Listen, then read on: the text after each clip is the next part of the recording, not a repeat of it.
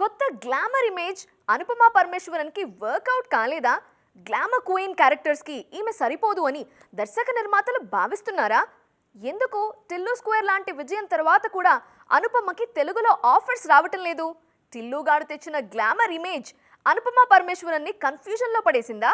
ఇండస్ట్రీలో homely image రావాలంటే time పడుతుంది గానీ గ్లామర్ క్వీన్ అనే ముద్ర రావాలంటే ఎంతసేపు? ఒక్క సినిమా చేసినంత సేపే. ఇన్నాళ్లు హోమ్లీ బ్యూటీ నీడలోనే ఉండిపోయారు అనుపమ. టిల్లు స్క్వేర్తో ఒక్కసారిగా డోస్ పెంచేశారు. ఒక్క సినిమాతోనే తన ఇమేజ్ రూపురేఖలు మార్చేసుకున్నారు. ఇప్పుడు అనుపమ అంటే కేర్ ఆఫ్ గ్లామర్ అన్నమాట. కెరీర్ మొదట్నుంచి పక్కింటమ్మాయి పాత్రలే చేసిన అనుపమ పరమేశ్వరన్ రౌడీ బాయ్స్ నుంచి రూటు మార్చారు. ఇక టిల్లు స్క్వేర్తో గేర్ మార్చేశారు. గ్లామర్ డోస్ పెంచాలని ఫిక్స్ అయ్యాక అస్సలు తగ్గేదేలే అంటున్నారు ఈ బ్యూటీ.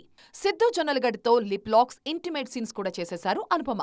కానీ ఆ తర్వాత ఈ భామకి ఆఫర్స్ అయితే పెద్దగా రావట్లేదు. అనుపమ కెరియర్ ఇకపై ఎలాంటి టర్న్ తీసుకోబోతుందనేది ఆసక్తికరంగా మారిందిప్పుడు. ఉత్సాహంగా ఉల్లాసంగా చదువు సాగాలి, గొప్ప గొప్ప ఉద్యోగాలు సాధించాలి. Vignan deemed to be university. Tillu square తర్వాత తెలుగులో పరదా సినిమా సైన్ చేశారు ఈ బ్యూటీ. స్టార్స్ నుంచైతే ఎలాంటి పిలుపు రాలేదు. తమిళంలో మాత్రం బాయ్సన్, లాక్డౌన్, పెట్ డిటెక్టివ్ లాంటి సినిమాలు చేస్తున్నారు. ఈ మధ్య డ్రాగన్తోనూ హిట్ కొట్టారు. మొత్తానికి టాలీవుడ్ కెరియరే ఎటూ కాకుండా పోతోంది అనుపమకి.